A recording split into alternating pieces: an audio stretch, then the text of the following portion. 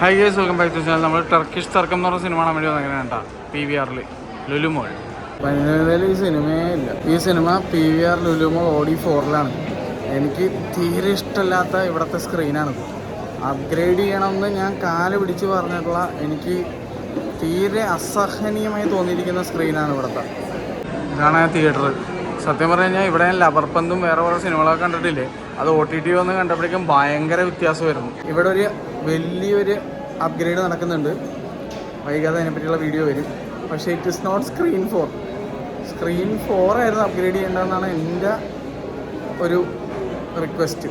First upgrade ചെയ്യേണ്ടത് screen 4 ആണ്. ഇവർ മെനുവിലേക്ക് പുതിയൊരു നോൺ വെജ് പീസ് ആഡ് ചെയ്തിട്ടുണ്ട്. അത് അപ്പം തന്നെ ഞാൻ വാങ്ങി. മീറ്റ് ഓവർലോഡഡ് പീസ, സംഭവം അടിപൊളിയായിരുന്നു കേട്ടോ, ഓഫറും കൂടി കിട്ടിയോണ്ട്. ടർക്കിഷ് തർക്കം.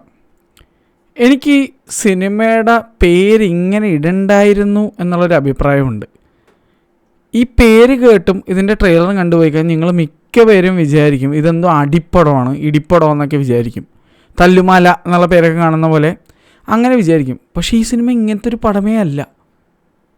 ഇത് ഭയങ്കര ഡിഫറൻ്റ് ആയിട്ടുള്ള, മലയാളത്തിൽ ഒരിക്കലും ഇതുവരെ കൈകാര്യം ചെയ്ത് കാണാത്ത ടൈപ്പ് ഒരു ജോൺറയിൽ വരുന്ന ഒരു സിനിമയാണ്.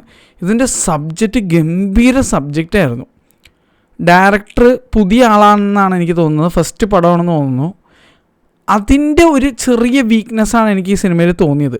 ഈ സിനിമ 2 കാറ്റഗറി ആയിട്ട് നമുക്ക് വേർതിരിക്കാൻ പറ്റും. ഫസ്റ്റ് സിനിമ തുടങ്ങുമ്പോൾ ഒരു ചെറിയ ലവ് സ്റ്റോറി വൈബിൽ തുടങ്ങി, ഒരു റിബല്ലിയസ് ലവ് സ്റ്റോറി എന്നൊക്കെ പറയാം, ആ രീതിയിൽ തുടങ്ങി പെട്ടെന്ന് പടം അങ്ങോട്ട് ഇതിങ്ങനെ ആവും. ഇതങ്ങനെ ആയിക്കഴിഞ്ഞതിന് ശേഷം ഈ സിനിമ വേറൊരു ജോണറിലേക്ക് പെടുന്നൊരു പടമായി മാറും. അത് കണ്ടപ്പോഴേക്കും എനിക്കൊരു വളരെ ഫേമസ് ആയിട്ടുള്ള റയൻ റെനോൾഡ്സിൻ്റെ ഒരു വേറെ ലെവൽ സിനിമയുണ്ട്. ആ സിനിമയൊക്കെ എനിക്ക് ഓർമ്മ വന്നു. ഏത് സിനിമയെന്ന് പറഞ്ഞാൽ പോലും ചിലപ്പോൾ സ്പോയിലർ ആയിരിക്കാം, അതുകൊണ്ട് ഞാൻ പറയുന്നില്ല. വേറെ ലെവലൊരു പടമായിരുന്നു. അപ്പോൾ ആ സിനിമയുടെ അവിടെ ഇവിടെയൊക്കെ കുറച്ച് വൈബുകളൊക്കെ കിട്ടി. ഇത് ഫാൻറ്റസി സിനിമയാണെന്ന് വെച്ചാൽ അല്ല, പക്ഷേ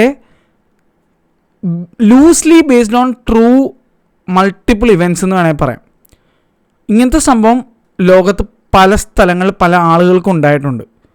ഞെട്ടിക്കുന്ന ഒരു സംഭവമാണ് ഇത്. ഈ സിനിമയിലെ ആ ഒരു ട്വിസ്റ്റ് പോർഷൻ, അല്ലെങ്കിൽ ആ ഒരു ജോണർ ഷിഫ്റ്റ്, അല്ലെങ്കിൽ ആ ഒരു പർട്ടിക്കുലർ ഇൻസിഡൻറ്റിന് ശേഷം ഈ സിനിമ വേറെ ലെവല് റേഞ്ചിലേക്കാണ് പോകുന്നത്. പക്ഷേ കുറച്ചും കൂടി ഒരുപാട് സിനിമകൾ ഡയറക്റ്റ് ചെയ്ത് പരിചയമുള്ള ഒരു ഡയറക്ടറായിരുന്നെങ്കിൽ ഈ സിനിമയുടെ ഈ സബ്ജക്റ്റ് വേറെ തലത്തിൽ അവതരിപ്പിക്കാൻ പറ്റിയാനേ എന്നുള്ള ഒരു ഫീലിംഗ് എനിക്ക് തോന്നി.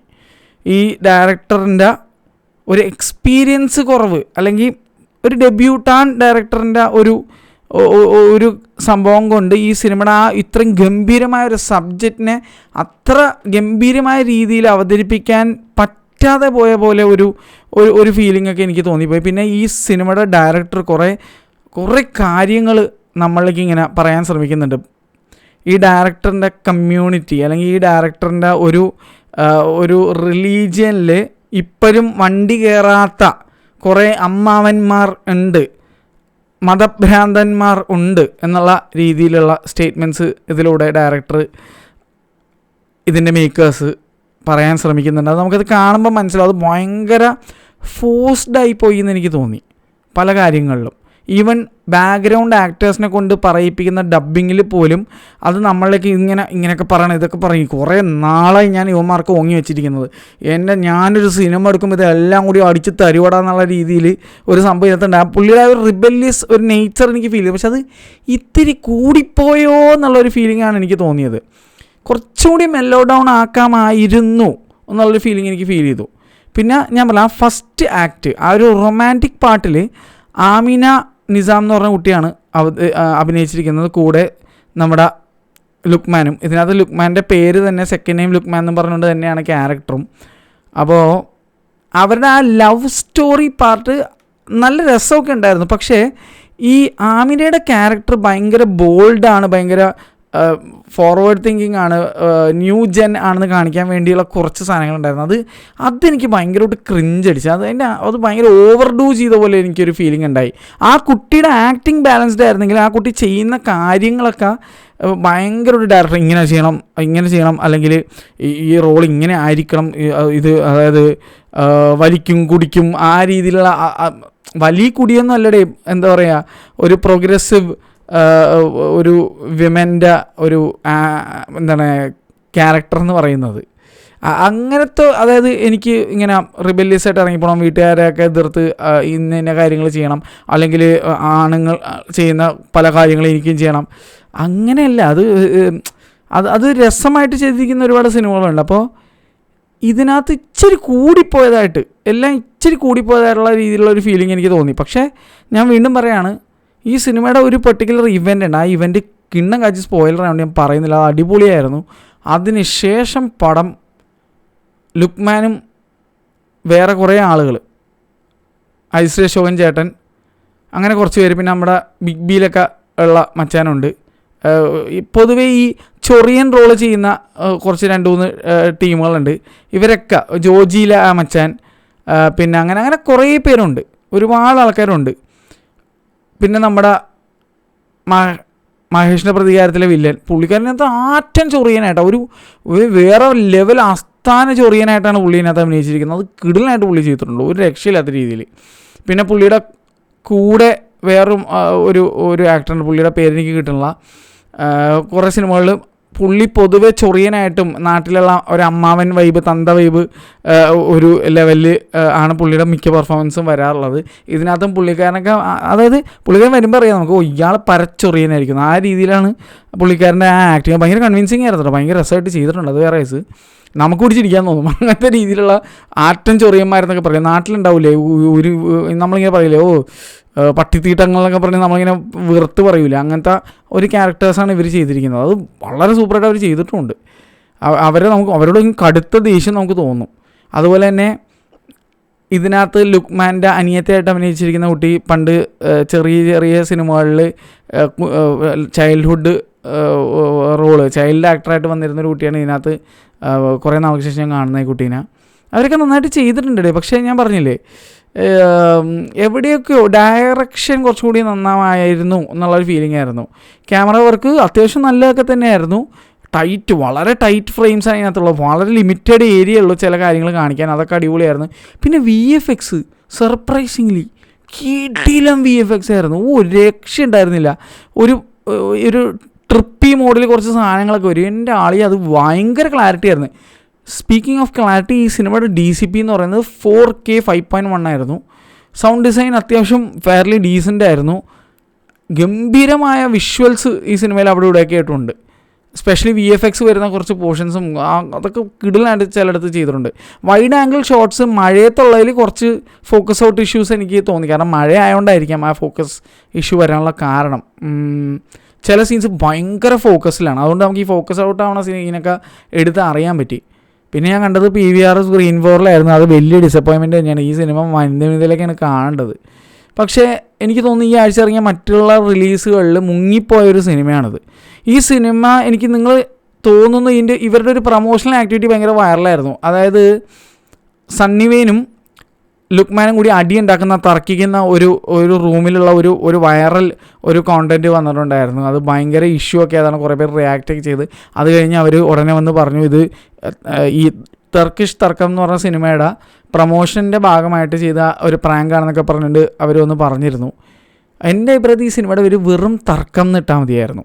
അല്ലെങ്കിൽ വേറെ പേരുണ്ട്, പക്ഷേ എനിക്ക് തോന്നുന്നു അവരത് ആ ഒരു പെർട്ടിക്കുലർ ട്വിസ്റ്റ് അല്ലെങ്കിൽ ആ ഒരു ഷിഫ്റ്റ് തിയേറ്ററിൽ വന്ന് മാത്രം അറിയട്ടെ എന്ന് വെച്ചിട്ടാണെന്നുകൊണ്ട് അത് ട്രെയിലറിൽ പോലും അങ്ങനെ കാര്യമായിട്ട് കാണിക്കാതെ കൊണ്ടുപോയത്.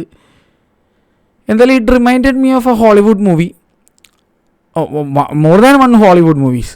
ഭയങ്കര ഇൻസ്പിറേഷനായിട്ട് ചെയ്തിരിക്കുന്ന ഒരു സാധനം, ഒരു പെർട്ടിക്കുലർ ഒരു സയൻറ്റിഫിക് ആയിട്ടുള്ളൊരു സാധനമുണ്ട്, അതിനെ ബേസ് ചെയ്തിട്ടുള്ള ഒരു സിനിമയും കൂടിയാണ്. ആ സയൻറ്റിഫിക് ആയിട്ടുള്ള സംഭവത്തെ ബേസ് ചെയ്തൊരു ഹോളിവുഡ് മൂവി വന്നിട്ടുണ്ട്. അൺഫോർച്യുനേറ്റ്ലി അതൊരു ഹൊറർ പടമായിരുന്നു. ഇതൊരു ഹൊറർ പടമല്ല, പക്ഷേ ഫാൻറ്റസി എന്ന് പറയാൻ പറ്റില്ല. ഞാൻ പറഞ്ഞില്ല, ഇത് ആക്ച്വലി പലയിടങ്ങളിൽ പല ആളുകൾക്ക് നടന്നിട്ടുണ്ട്, അതാണ്. അപ്പോൾ ഇതൊരു പുതിയ ഒരു അനുഭവമായിരിക്കും മലയാളികൾക്ക്. പക്ഷേ അൺഫോർച്ചുനേറ്റ്ലി ഈ സിനിമയ്ക്ക് തീരെ ആളില്ലടേ. ഞാൻ ഈ സിനിമ കാണുമ്പോൾ എനിക്കൊന്ന് എല്ലാവരും കൂടി എണ്ണിപ്പറയും 10 പേര് കഷ്ടി ഉണ്ടായിരുന്നതുകൊണ്ട് തിയേറ്ററിൽ എനിക്കൊന്ന് 10 പേരെ ഉണ്ടായിരുന്നുള്ളൂ, 10-12 പേര് അത്ര ഉണ്ടായിരുന്നുള്ളൂ എന്തായാലും ഈ സിനിമയ്ക്ക്. അത് ഭയങ്കര സങ്കടം എനിക്ക് തോന്നി. ഇനി കുറേ പേര് ചിലപ്പോൾ ഈ ഒരു സിനിമ OTT വന്നു കഴിയുമ്പോൾ അടിപൊളി എന്നൊക്കെ ചിലപ്പോൾ പറയുമായിരിക്കും, ഇഷ്ടപ്പെട്ടെന്നൊക്കെ പറയുമായിരിക്കും. ചിലപ്പോൾ ചിലവർക്ക് ആ ഒരു ഫസ്റ്റ് പോർഷൻ ഞാൻ ഈ പറഞ്ഞ ആ ഒരു മാസാവാൻ വേണ്ടി അല്ലെങ്കിൽ ന്യൂജനാണെന്ന് കാണിക്കാൻ വേണ്ടി, പ്രോഗ്രസീവ് ആണെന്ന് കാണിക്കാൻ വേണ്ടി ആ ഇതിലെ നായികയെ കൊണ്ട് ചെയ്യിപ്പിക്കുന്ന കുറച്ച് കാര്യങ്ങൾ ചിലപ്പോൾ നിങ്ങൾക്ക് ക്രിഞ്ചടിച്ചേക്കാം. എന്നാലും അതിന് ശേഷമുള്ള സംഭവങ്ങൾ നിങ്ങൾക്ക് ഇഷ്ടപ്പെട്ടേക്കാം. എനിക്കെന്തായാലും ഇഷ്ടപ്പെട്ടു. പടം ഇഷ്ടപ്പെട്ടു എന്ന് വെച്ചാൽ പടം ഇഷ്ടപ്പെട്ട്. ഭീകര പടം അങ്ങനെയൊന്നും പറയില്ല, പക്ഷേ ഒരു യുണീക്ക് അറ്റംപ്റ്റാണ്, ഡിഫറെൻറ്റ് തിങ് ഇൻ മലയാളം. പക്ഷേ ഞാൻ പറയുന്നത് ഇതിൻ്റെ സ്ക്രിപ്റ്റ് റൈറ്റർ തന്നെയാണ് ഡയറക്ടർ എന്ന് തോന്നുന്നു. I am not very sure about it. പുള്ളി ഇത് കുറച്ചും കൂടി ഡയറക്റ്റ് ചെയ്ത് പരിചയസമ്പന്നതയുള്ള ഒരാൾ, സമ്പന്നത അല്ലാതെ സമ്പത്തുള്ള എക്സ്പീരിയൻസ്ഡ് ആയിട്ടുള്ള ഒരാൾക്ക് ഇത് കൊടുത്തിരുന്നെങ്കിൽ ഇത് വേറെ റേഞ്ചിലാക്കി എടുത്താനേ എന്നുള്ളൊരു ഫീലിംഗ് എനിക്കുണ്ട് കേട്ടോ. എന്നും പറഞ്ഞു നിങ്ങളുടെ ഡയറക്ഷൻ മോശമാണെന്നൊന്നുമല്ല ഞാൻ പറയുന്നത്. ഇത്രയും ഒരു യുണീക്കായിട്ടുള്ള സബ്ജക്റ്റ് കണ്ടുകൊണ്ട് ഞാൻ പറഞ്ഞതാണ്. അത് ഒരു ഏസ് ഫിലിം മേക്കർ അത് എടുക്കുമ്പോൾ അതിൻ്റെ ഒരു ഡിഫറൻസ് വേറെ തന്നെയായിരിക്കും. അത് ഗംഭീര ഒരു പ്ലോട്ടായിരുന്നു. ആ പ്ലോട്ടിനെ ആ ഗംഭീരമായ രീതിയിൽ ചിത്രീകരിച്ചിട്ടില്ല എന്നുള്ളൊരു ഫീലിംഗ് എനിക്കുണ്ട്. പക്ഷേ it was a good watch. കുറച്ച് ഫോസ്റ്റ് എലമെൻറ്റ്സ് ചാടിയൊന്നും എനിക്കറിയാം. ചിലപ്പോൾ നിങ്ങൾ അത്രത്തോളം ആ കമ്മ്യൂണിറ്റിയിൽ നിന്ന് നിങ്ങൾ ആ കമ്മ്യൂണിറ്റിയിലായിട്ട് കൂടി അനുഭവിച്ചിട്ടുണ്ടാവും, അല്ലെങ്കിൽ ഇപ്പോഴും അനുഭവിക്കുന്നുണ്ടാവും. ചില എന്താണ് വണ്ടി കയറാത്ത കുറേ തന്തവൈബും പിന്നെ അതുപോലെ തന്നെ എന്താ പറയുക വസ്ത്രങ്ങളൊക്കെ കൊണ്ട് ബുദ്ധിമുട്ടിയിട്ടുണ്ടാവും. അതുകൊണ്ടായിരിക്കാം നിങ്ങളുടെ ആദ്യ സിനിമയിൽ തന്നെ നല്ല കൊട്ടുകൊട്ടിയിട്ടുണ്ട് നല്ല രീതിയിൽ. പക്ഷെ ആ കൊട്ടിച്ചിട്ട് കൂടിപ്പോയി, ചെവിക്ക് കുറച്ച് അരോചകമാകുന്ന രീതിയിലും കണ്ണിന് മടുപ്പിക്കുന്ന രീതിയിലേക്ക് കുറച്ച് കൂടിപ്പോയി എന്ന് എനിക്ക് തോന്നി. കാരണം അത്രയും വേണ്ടായിരുന്നു. പറയാനുള്ള കാര്യം മയത്തിൽ പറഞ്ഞിരുന്നെങ്കിൽ കുറച്ചും കൂടി നന്നായനെ എന്നൊക്കെ എനിക്ക് ഫീലായി. സംഭവം എനിക്ക് മനസ്സിലായി, നിങ്ങൾ ഉദ്ദേശിച്ച കാര്യം എന്നൊക്കെ എനിക്ക് മനസ്സിലായി. പക്ഷേ it was A bit too much എന്നുള്ള ഒരു ഒപ്പീനിയൻ എനിക്കുണ്ട്. എന്തായാലും നല്ല പടമാണെന്ന് വെച്ചാൽ നല്ല സിനിമയാണ്. പക്ഷേ എനിക്ക് തോന്നുന്നില്ല ഇത് എത്ര ദിവസം ഓടും എന്നൊക്കെ കണ്ടറിയേണ്ടി വരും.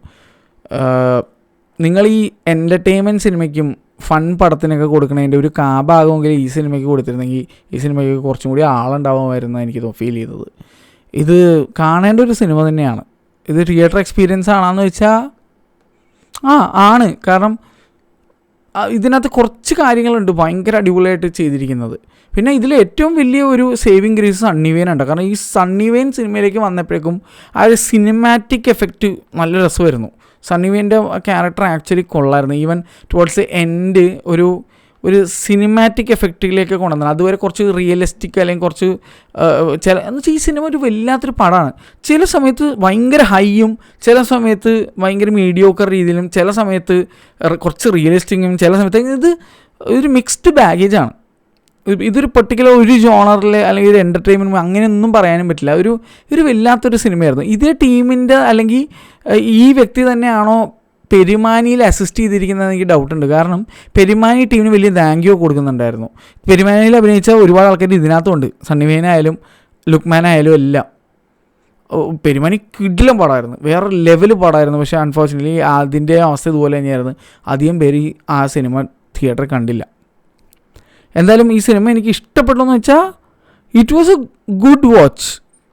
Not a great one but it was a good watch. എന്തായാലും I appreciate the team for the fresh content. ഭയങ്കര ഫ്രഷ് ആയിട്ടുള്ളൊരു കോണ്ടൻ്റ് ആയിരുന്നു. അതിനെ ഞാൻ തീർച്ചയായിട്ടും അപ്രീഷിയേറ്റ് ചെയ്യും. കുറച്ചും കൂടി ലുക്മാൻ എനിക്ക് ഭയങ്കര ഇഷ്ടമുള്ളതുകൊണ്ടാണ് ഞാൻ ഈ സിനിമയ്ക്ക് പോയത്. സണ്ണി വെയിനെ ഇഷ്ടമുള്ളതുകൊണ്ടാണ് സിനിമയ്ക്ക് പോയത്. ലുക്മാൻ്റെ പൊതുവെ ഇതുപോലെയുള്ള സിനിമകൾ എനിക്ക് ഇഷ്ടമാണ്. കാരണം ഭയങ്കര വെറൈറ്റി ട്രൈ ചെയ്യുന്നൊരു നടനാണ്. ഇഷ്ടം പോലെ പുള്ളിയുടെ ഫിലിമോഗ്രാഫി എടുത്തു നോക്കി കഴിഞ്ഞാൽ പുള്ളി എന്തൊക്കെ പടം അഭിനയിച്ചിരിക്കുന്നത്, പല പല പല ടൈപ്പ് സിനിമകളാണ് പുള്ളി അഭിനയിച്ചിരിക്കുന്നത്. അതുകൊണ്ട് തന്നെ ലുക്മാൻ എനിക്ക് ഭയങ്കര ഇഷ്ടമാണ്. 2 പിള്ളേർ അച്ഛനെ കണ്ടുമാണ്, കണ്ടാൽ പറയത്തില്ല കേട്ടോ ഒരിക്കലും. അയ്യോ അത് രസമായിരുന്നു. ലുക്മാനിന് വേണ്ടിയിട്ടാണ് ഞാൻ ഈ സിനിമയ്ക്ക് പോയത്. സണ്ണി വെയിനെയും ഇഷ്ടമുള്ളതുകൊണ്ടാണ് ഈ സിനിമയ്ക്ക് പോയത്. എന്തായാലും എൻ്റെ പൈസ പോയതായിട്ടൊന്നും എനിക്ക് ഫീലായില്ല. ഒരു വെറൈറ്റി കണ്ട ഒരു സന്തോഷം എനിക്കുണ്ട്. പക്ഷേ ഞാൻ പറഞ്ഞില്ലേ, കുറച്ചുകൂടി മികച്ച രീതിയിൽ ഡയറക്റ്റ് ചെയ്യാമായിരുന്നു. പ്രോബബ്ലി വേണമെങ്കിൽ വേറെ ലെവൽ സ്റ്റാർ കാസ്റ്റ് വെച്ച് ചെയ്തിരുന്നെങ്കിൽ ചിലപ്പോൾ പടം വേറെ ലെവലിൽ പോയേനെ. കാരണം ഇപ്പോഴത്തെ ഈ സൂപ്പർ സ്റ്റാറുകൾ ചെയ്യുന്ന പടങ്ങളൊക്കെ വെച്ച് നോക്കുമ്പോൾ ഇതിൻ്റെ കോണ്ടൻറ്റ് വേറെ ലെവലായിരുന്നു.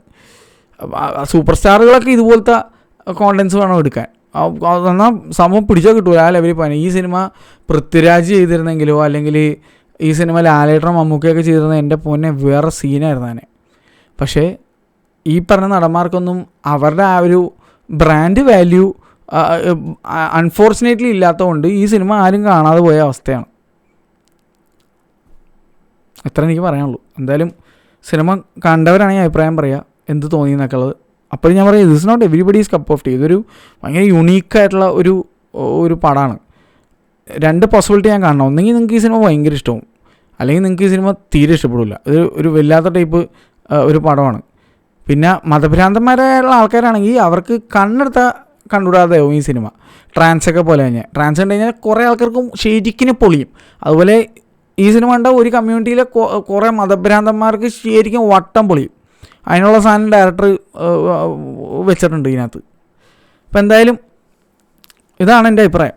നാളെ വേറെ വീഡിയോ കിട്ടണം. Bye bye.